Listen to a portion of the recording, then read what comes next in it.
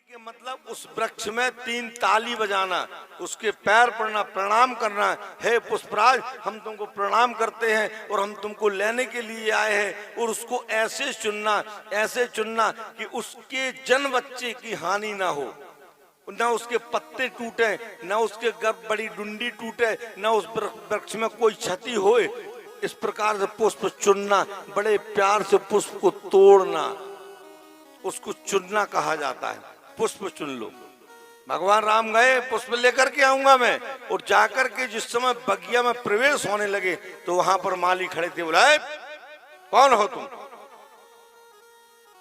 लक्ष्मण जी कहने लगे, भैया यहाँ का तो वार्ता बड़े तेज है, किस प्रकार के जी बोल रहे? अरे बोले, भैया वो बगिया के माली हैं। विनोद किसके कहा गया? हम आप कहते हैं मजाक, बहुत मजाक करते हैं। वेद शास्त्र कहता है विनोद, आने बहुत विनोद करते हैं, बहुत मजाक करते हैं। वेद शास्त्र कहता है विनोद और हम आप कहते हैं मजाक। बिठा लिया, खड़े रहो यहीं, आप अंदर नहीं जा सकते हो। भैया हमको फूल तोड़ने जाना है। राम जी कहने लगे, तोड़ना मत कहो, गुरुजी ने अभी कहा था कि हमको चुनना जाना है। बोले फूल चुनना जाना है। तो भी सब मालियों इकट्ठे आकर के मालियों ने उनसे कहा, बगिया बीच जान न दई हो, राम जी बिनती सुनो। बगिया बीच जान न दई हो, राम जी बिनती सुनो। बगिया बीच जान न दई हो, राम जी बिनती सुनो। बगिया बीच, हाँ बगिया बीच, हाँ बगिया बीच जान न दई हो, राम जी बिनती सुनो। बगिया बीच जान न दई हो, राम जी बिनती सुनो। तो राम जी ने कहा, फिर क्या सुनो? बोले, मैंने सुना है, एक माली कहता है, मैंने सुना है, हाँ ओ बगिया में कंकड़ पत्थरो, बगिया में कंकड़ पत्थर। मैंने सुना है कि जो पत्थर आपके चरणों में लग जाता है वो नारी बन जाता है। आपने गौतम नारी पसाण हती तिनकी तुम उत्तम देह बनाई, या जी अजान कहो तुलसी तुम राम कहो तुम राम दुहाई। तुमने एक पत्थर को सी करके नारी बना दिया, तो इसलिए उस बगिया में तो करोड़ों पत्थर पड़े हैं। हाँ ओ बगिया में कंकड़ पत्थर, ओ बगिया में कंकड़ पत्थर। हाँ, सब नारी बन गई है, राम जी बिनती सुनो। हाँ, सब नारी बन गई है, राम जी बिनती सुनो। अगर तुम नंगे पैर बगिया में चलोगे तो जितने पत्थर आपके पैर में लगेंगे वो सब नारी बन जाएंगे। और जब सब नारी बन जाएंगे तो हम क्या करेंगे? उनका प्रतिपाल कौन करेगा?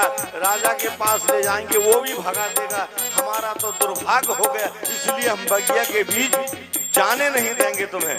राम जी कहने लगे, नहीं भैया ऐसी कोई बात नहीं, हमको जान। बोले नहीं, हाँ बगिया बीचो खिलत सब पुष्प है, बगिया बीचो खिलत सब पुष्प है। हाँ बगिया बीचो खिलत सब पुष्प है, बगिया बीचो खिलत सब पुष्प है। मंद मंद मुस्कई है, राम जी बिनती सुनो। बगिया बिच जान न दई, राम जी बिनती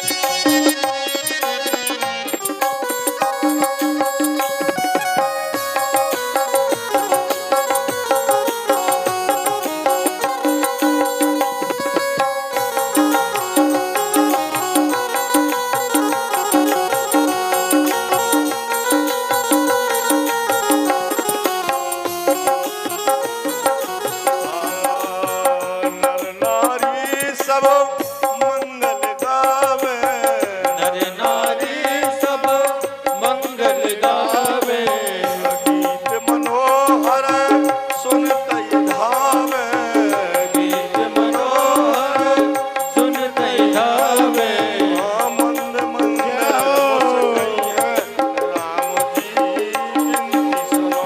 बगिया बिच जान न दे, राम जी बिनती सुनो।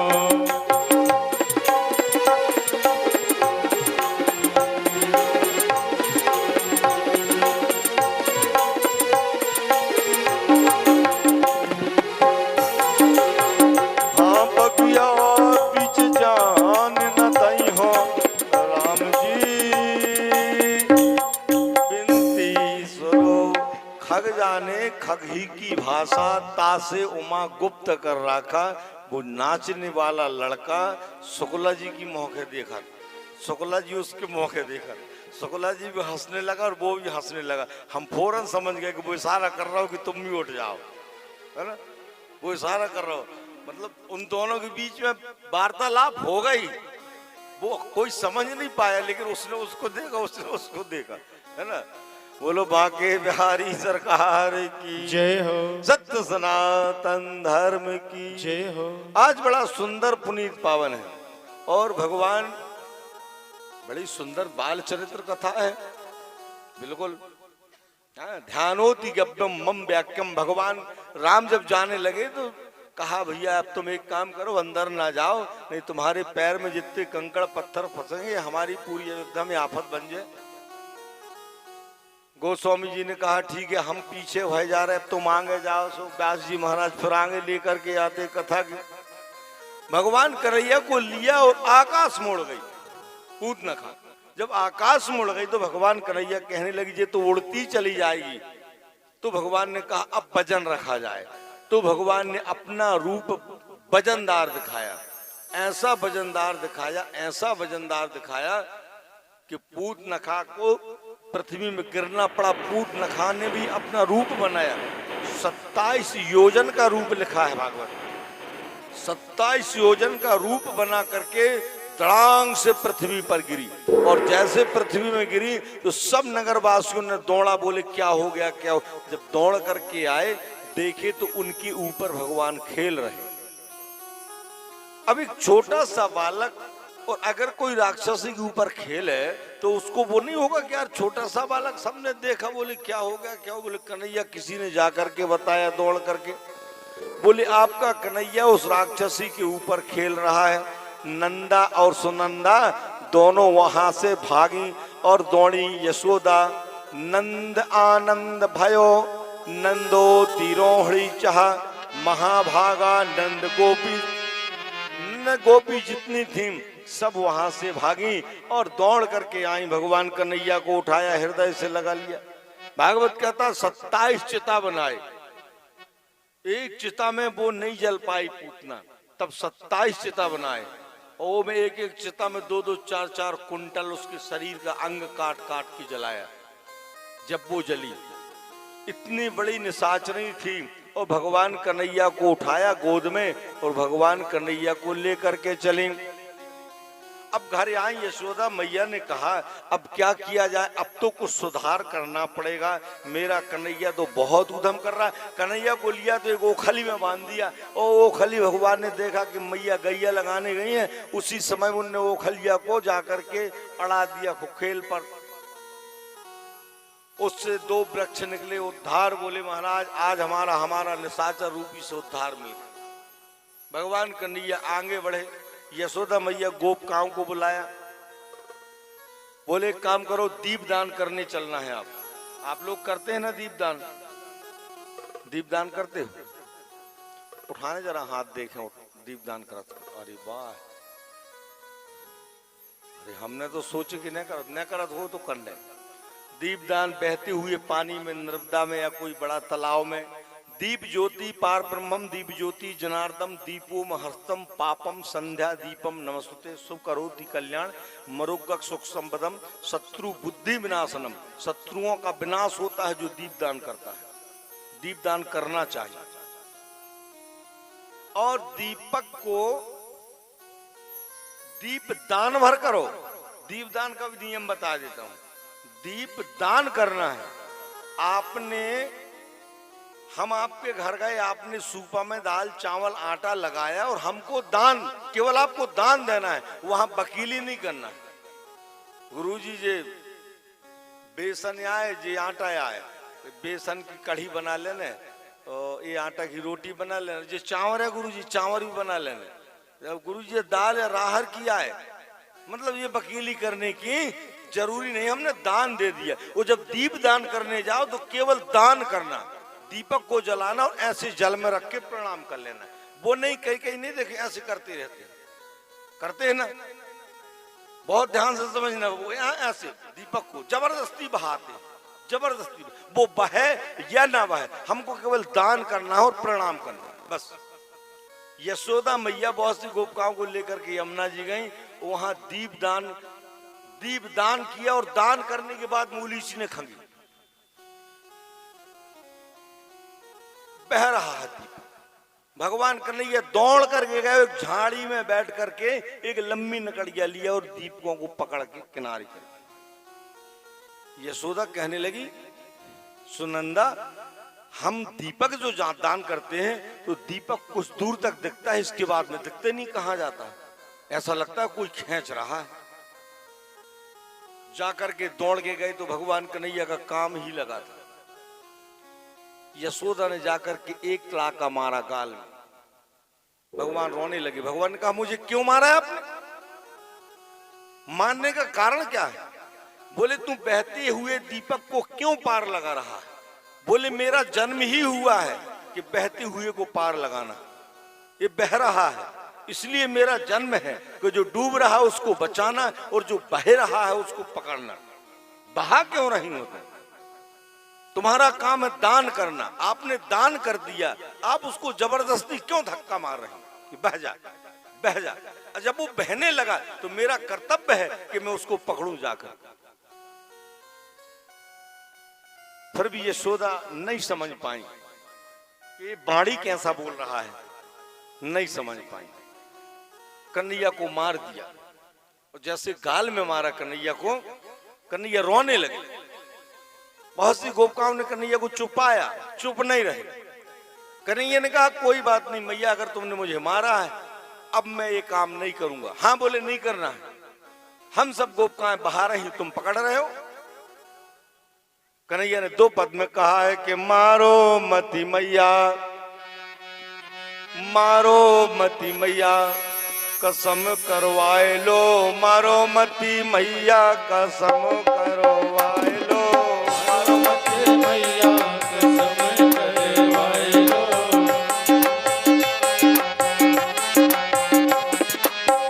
मारो मती मैया, मारो न यशोदा, मारो मती मैया, मारो न यशोदा, मारो मती मैया, कसम करवाए लो, मारो मती मैया, कसम करवाए लो, मारो मती मैया।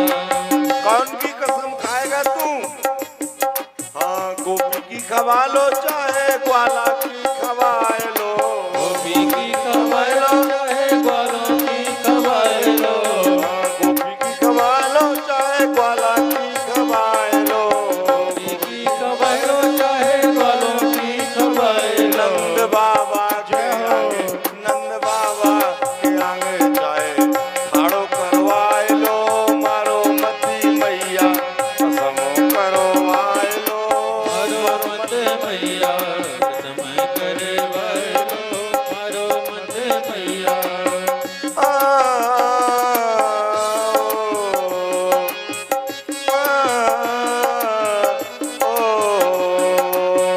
गमों की खवा लो चाहे ग्वाला की खवाए लो, गोपी खवाए लो चाहे ग्वालों की खवाए लो, गमों की खवा लो चाहे ग्वाला की खवाए लो, गोपी खवाए लो चाहे ग्वालों की खवाए लो। दाऊ भैया के माथे, दाऊ भैया के माथे चाहे हाथ धरवाए लो, मारो मती मैया, कसम करवाए लो, मारो मत मैया,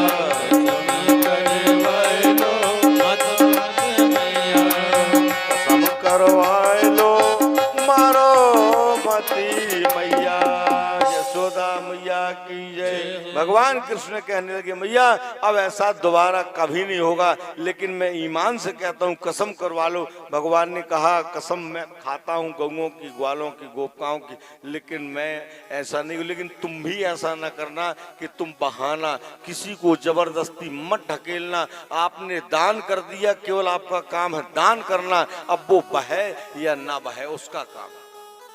ले घर आ गए।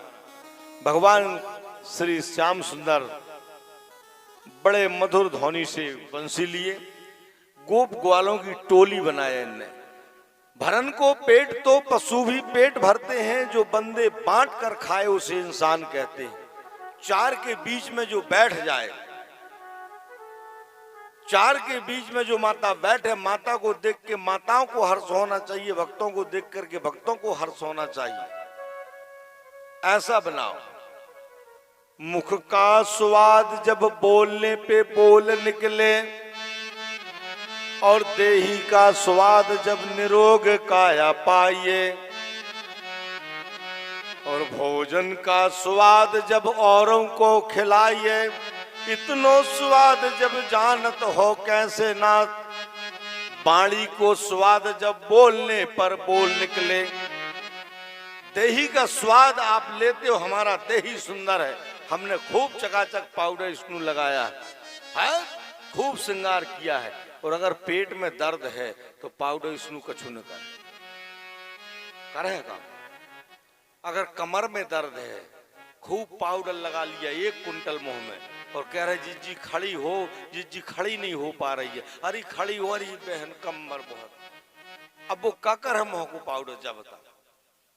देही का स्वाद जब निरोग काया पाई, और अगर काला है, एक आंख नहीं है, टेढ़ा है और निर्भय है, निर्भय कूद रहा है, नाच रहा है, गा रहा है, तो वो अच्छो कि वो अच्छो। एक गोरा व्यक्ति अच्छा पाउडर इसमें लगाने वाला है अच्छा, कि वो काला है अच्छा, वो काला निरोग है। देही का स्वाद जब निरोग काया पाइए, काया निरोग होना चाहिए, तो समझो हमारी देह बहुत अच्छी। हमने श्रृंगार किया और श्रृंगार किया और हमारे शरीर में कष्ट है, फिर कौन काम का। देही का स्वाद जब निरोग, भोजन का स्वाद जब औरों को खवाइए। अब हम तुम्हारे घर गए, बाहर कुर्सी में बैठे हैं, तुम अंदर से मुंह में हाथ फेरता गए। हमने कहा काय भैया, अरे गुरुजी क्या आनंद आया, क्या कढ़ी बनी थी, बहुत आनंद है। अरे राम राम बढ़िया भोजन। हम कैसे जाने कि तुम कढ़ी खा के आए, कैसे जाने कि बढ़िया भोजन। भोजन को स्वाद जब औरों को खवाइए, कोई मोहल्ला पड़ोस काट के बुला के खवा दो, मोहल्ला पड़ोस बारों कहे कि बहुत बढ़िया भोजन बना। भोजन को स्वाद जब औरों को खवाइए, देही को स्वाद जब निरोग काया पाइए, बाणी को स्वाद। अब बाणी को स्वाद तो अब हम क्या बताएं, जब वो बोले तब जाने अपन किसकी बाणी कैसी है, पता चलो बाणी में ऐसा विष भरा है। देखा इतना सुंदर रहा, हमने रात दिन उसकी सेवा किया, और जब मौका आया बोलने का तो वो ऐसा बोला कटु बाणी कि हमारा सीना फट गया। देही का स्वाद, बोलने का स्वाद, बोलने का स्वाद जब, और एक कानी कुबड़ी, एक बुढ़ी माँ बिल्कुल देखने के योग भी नहीं, और अगर वो आ जाए और कह दे बेटा, अरे राम राम बेटा मोरे, कितना प्यारा, उसके चरण बंदन कर लेगा मानो। तो बोलने पर सुंदरता नहीं, बोलने पर बाणी में ब्राह्म दो, अपनी बाणी में ऐसा लगाम दो, इतना मीठे शब्द बोलो, इतना प्यारे शब्द बोलो कि किसी को शब्द। भागवत पुराण क्या है, ये भागवत पुराण को चटनी बना के और हम कटोरी में धर के पी लें। अगर हमारी बुद्धि नहीं है तो सुनवे से का पीवे से ज्ञान नया है। ये वेद शास्त्र का पकड़ लो, खा लो, क्या हमने पूरा पुराण पी लिया तो हमको ज्ञान आ जाएगा, नहीं आने वाला। जब तक आपका मन, कर्म, वचन, संयम, नियम, दिनचर्या जब तक नहीं सुधरेगा, दिनचर्या सुधरना चाहिए। भागवत सुनाने से कुछ नहीं, भागवत तो एक मार्ग बताता है कि भैया। एक चेला पहुंचा गुरुजी के पास में, गुरुजी हमारे कुआं में बहुत गंधे आ रही है, बहुत ज्यादा गंध। क्यों बेटा? बोले उसमें कुत्ता गिर गए, कुआं में कुत्ता गिर गए हैं, वो कुत्ता वहां सड़ गल रहे हैं कुआं में।